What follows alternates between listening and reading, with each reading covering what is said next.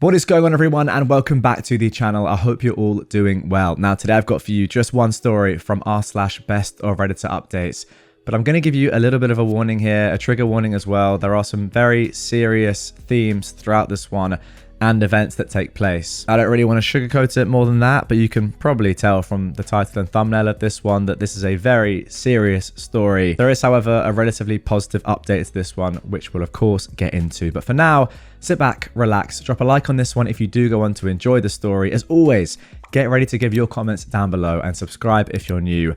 Here we go. My 22-year-old female friends, 22-year-old female parents who are in their 50s, are blaming me for the death of their daughter, and they don't want me at her funeral.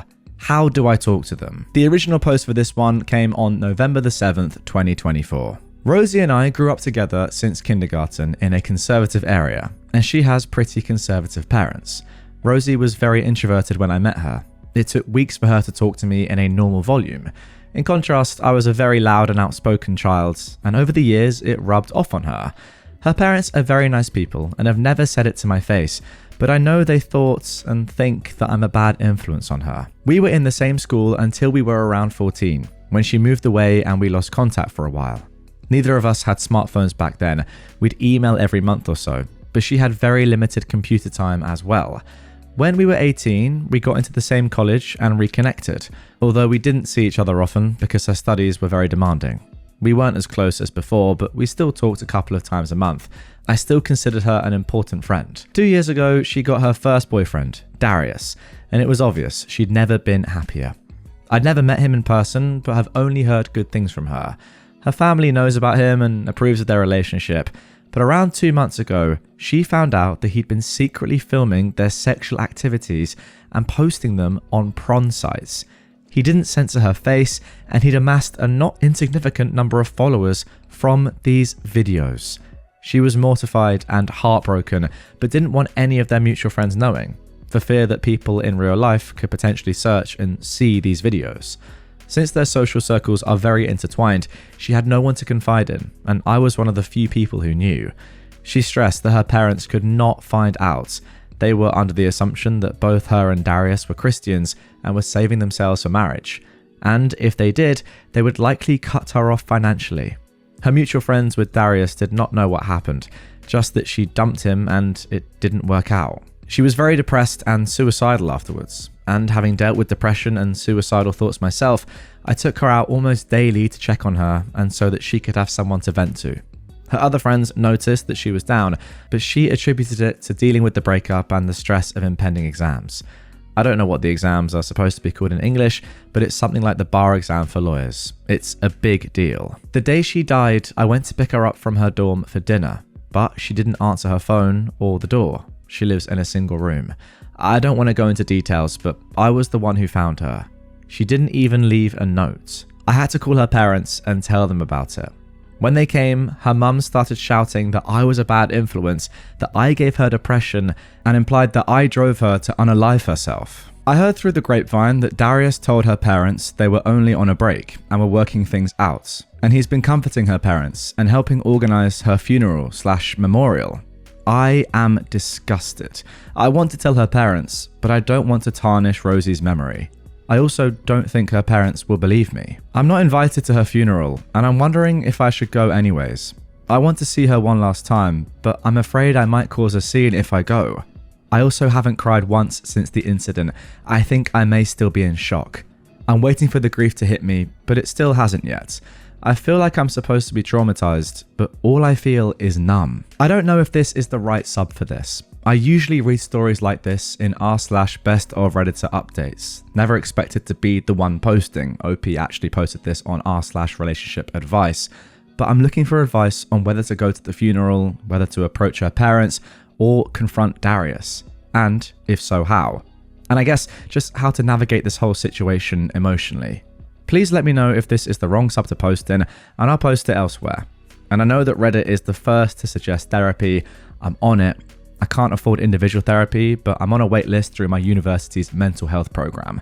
I don't have an exact timeline for when I expect to be seen yet. Okay, now before we get into the update for this one, and also an edit that OP has left, we're going to jump into some comments straight away. Somebody said, "You're in a very difficult situation and should probably be seeking advice specifically for the proper way to handle this within your culture. In some cultures, it would be appropriate to honor your friend's wishes that her parents never know about what happened, while in others, like mine, it would be right to seek out truth and justice." OP replied to this saying, "Thank you, I did not consider cultural sensitivity. I will ask my parents and other trusted adults." That is a good point, to be fair, but I do feel like it's more just up to you as an individual. If it was me, and I know what Rosie said is obviously what you have to go with, but there is a limit to this. I mean, if Darius is still massively involved in her parents' lives and you know the truth, despite the fact that Rosie didn't want her parents to know, I feel like after someone's death, this is in my culture, maybe it's different somewhere else, the truth should come out and her parents deserve to know the truth and what actually happened. That being said, you don't have to, show any of the content or the videos or anything. And again, this isn't on Rosie at all. So I think if this was me and I was OP, I'd have to tell them what happened. Now, somebody else said that OP just needs to report this to the police, which I completely agree with. And OP replied, "I don't know how I would go about reporting this. I don't have any evidence, as she deleted all the videos she could find online and physically. How do I bring this up to them? Will they even take the case? I may also have to ask for legal advice in my country, but please let me know, if you have experience, how I would go about making a report on behalf of a deceased person with little to no evidence." I think you just go to the police and explain everything, and I completely agree with this comment. Like, you need to do this, because if somebody has unalived themselves because somebody else has done something illegal, which is exactly what's happened here, then that is an extremely, extremely serious matter. I mean, any death is a serious matter, but police need to know that this has happened, and that is a major reason probably as to why Rosie has unalived herself. So yes, you need to tell the police, even if there's no evidence. Somebody else said, "The friend didn't leave a note, and this shady guy is being really helpful. I don't like it one bit. Maybe I watch too much true crime, but something smells fishy. If she was going to go to the police, that's motive." I hadn't actually thought about that myself.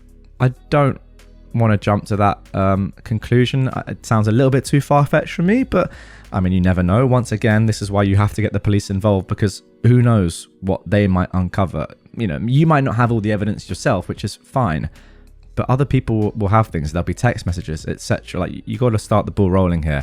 OP replied to this anyway, saying, "Personally, I don't think the guy had anything to do with it. She was in a pretty dark place, and I believe she could have done it herself.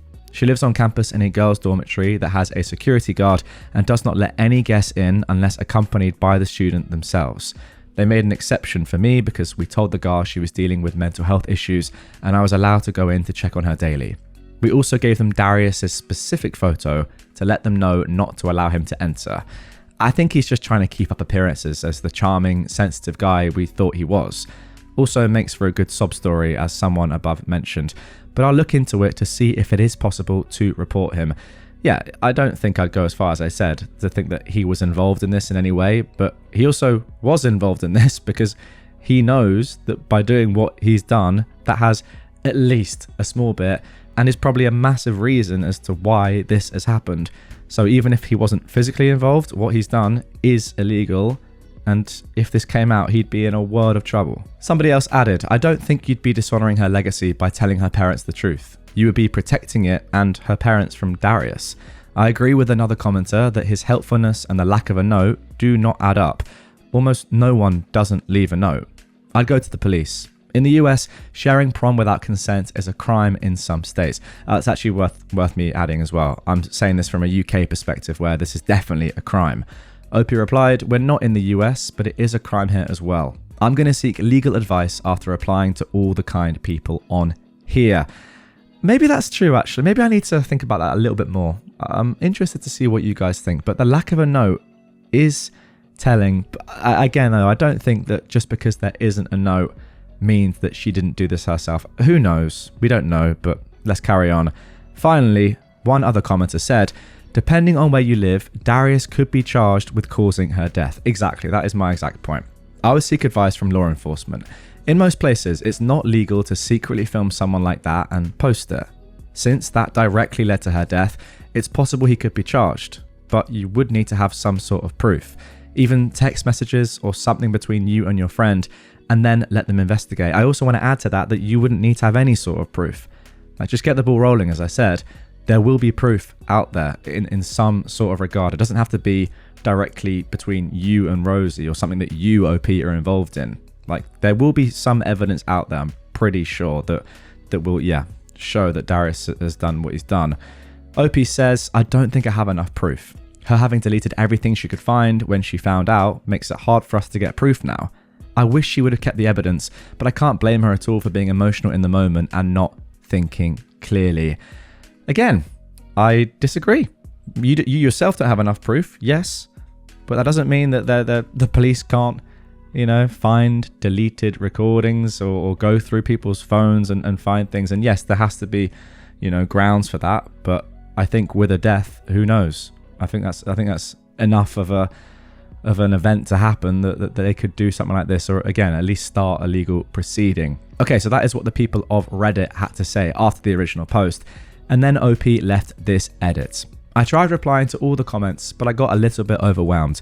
Thank you all for the advice and hugs.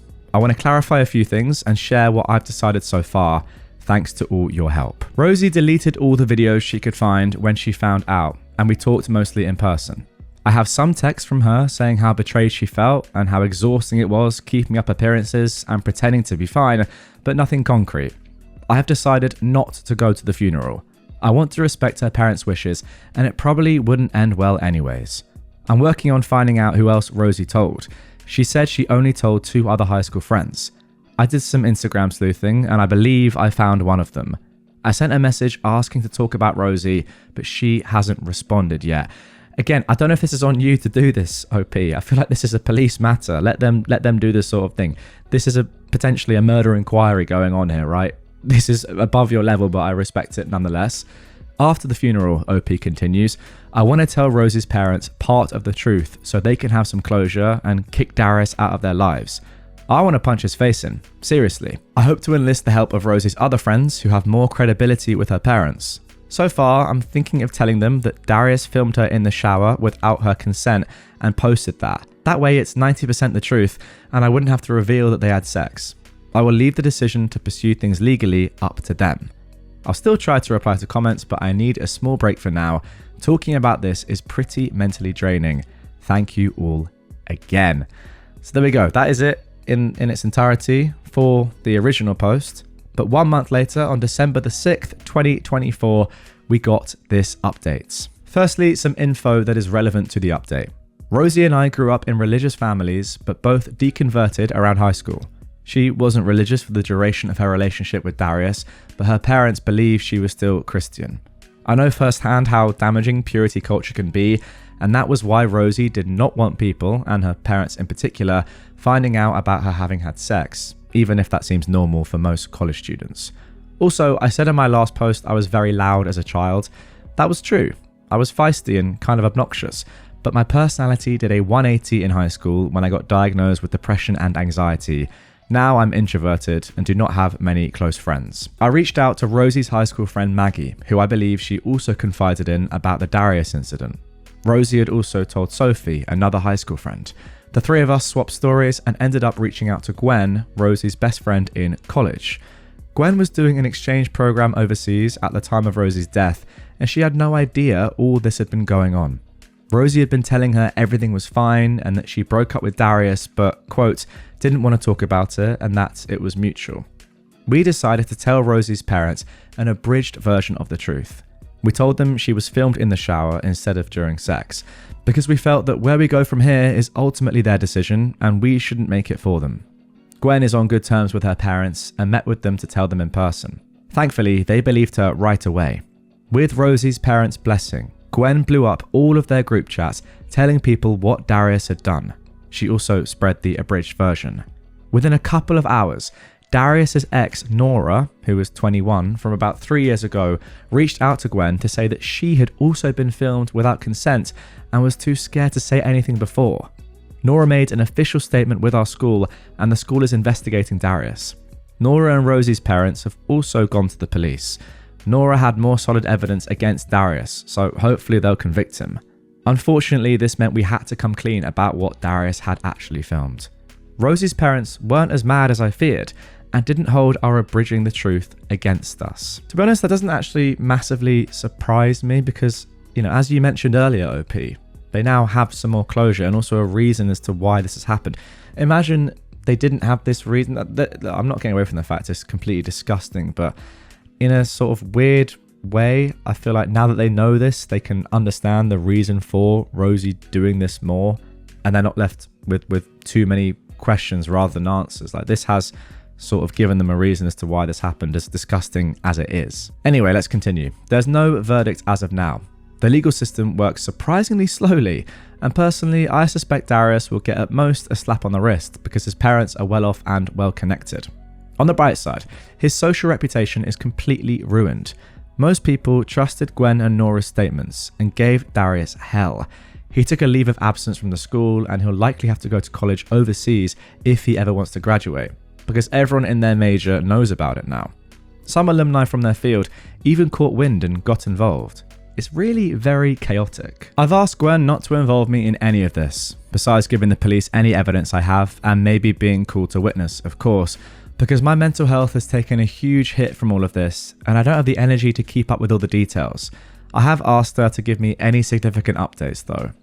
Personally, I'm doing as well as one can after all of this, which is to say that I'm struggling but hanging in there, and I'm depressed but not thinking about unaliving myself. Thank you for all your condolences in the last post. A few short personal updates here from me. On Rosie's parents. After Gwen told them, they reached out to me and asked to apologise in person. I didn't want to see them, so we agreed to a phone call instead. They apologised profusely for lashing out at me. I forgave them.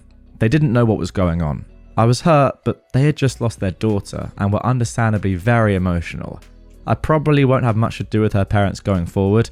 I didn't see them very much before, but I'm glad to have resolved this misunderstanding. The funeral memorial. Gwen was not able to sit down with Rosie's parents until after the funeral. She also had to miss it because she was still overseas at the time. We waited until she came back. So sadly, I missed it. Rosie was cremated and her parents gave us, well, Gwen, some of the ashes. Gwen took Maggie, Sophie and I to her and Rosie's favourite spot on campus and we set up a picnic there. We spread some of her ashes there, had a moment of silence and started swapping stories about Rosie and her life. I had my first real cry after Rosie left, maybe 3 weeks after her death. It was very cathartic and hopefully the first step to healing. Therapy. I told my parents about everything and they helped me find a therapist with a shorter waitlist than the ones in school. I did an intake session and I can expect to be seen in as little as 2 weeks with a therapist that specialises in grief counselling. In the meantime, I went to some support groups with Maggie, Sophie and Gwen. I personally don't think it worked for me because every time I talk about it, it's like reliving the whole experience for me, so I'll stick to therapy. Sophie and Maggie are still going to sessions. So, what next? My semester is almost over, so I'm trying to tough it out until then. I've told professors in my department about Rosie. They've heard about what happened, and they've been really kind, and I've been given extensions on most of the work I missed. I'm not sure if I'll be going back to school next semester or if I'm taking a break to recover mentally from all of this. Maggie, Sophie, Gwen and I have bonded over the shared trauma. Rosie had a pretty consistent taste in friends. We'll be keeping in touch and leaning on each other. That's about it from me. Thank you if you've read this far.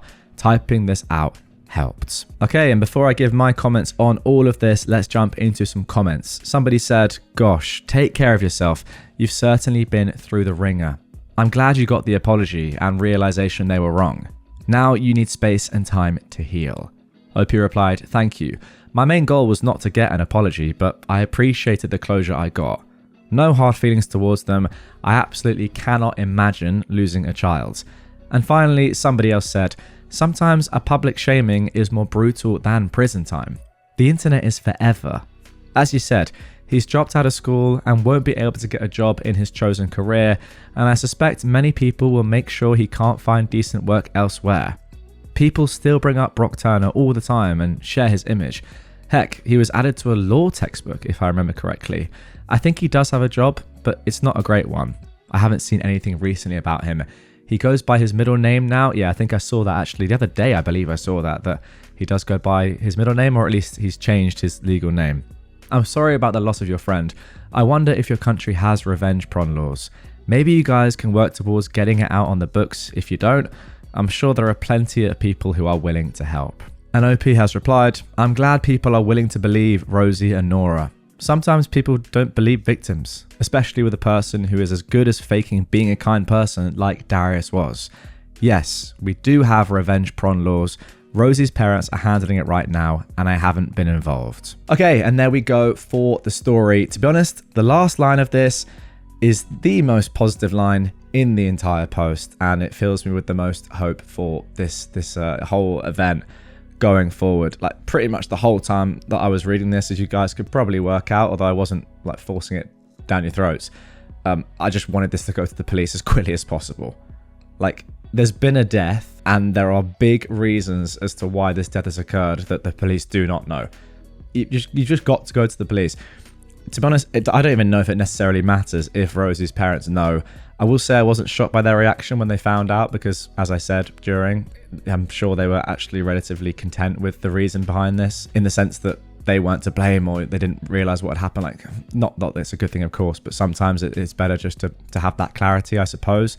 Although, again, I have no idea about the pain of losing a child. But yeah, I cannot believe that Darius is going to get away with this. Like that sentence you said at the end, I suspect that Darius will get at most a slap on the wrist because his parents are well off and well connected. Again, like you said, we have seen this exact thing with Brock Turner, and that was obviously an absolute disgrace. So we'll see what happens with this. I think the main thing is you just got to go full force if you can. I know it's tough on you, and to be honest, the fact that it is in other people's hands as well, like Rosie's parents, is a good thing. You're not taking the entire brunt. But yeah, I mean, if you can, stay involved, give as much evidence as you can to the police, and try and get Rosie the justice she deserves here. I think ultimately this is all about Rosie and her legacy, and just getting the justice that she is obviously owed in such a terrible situation like this. I mean, Darius cannot walk away from this without serious prison time. I'm sorry, he just can't. But yeah, get your comments in down below. Obviously, this is a story that we've seen, well, a lot of times throughout history, sadly.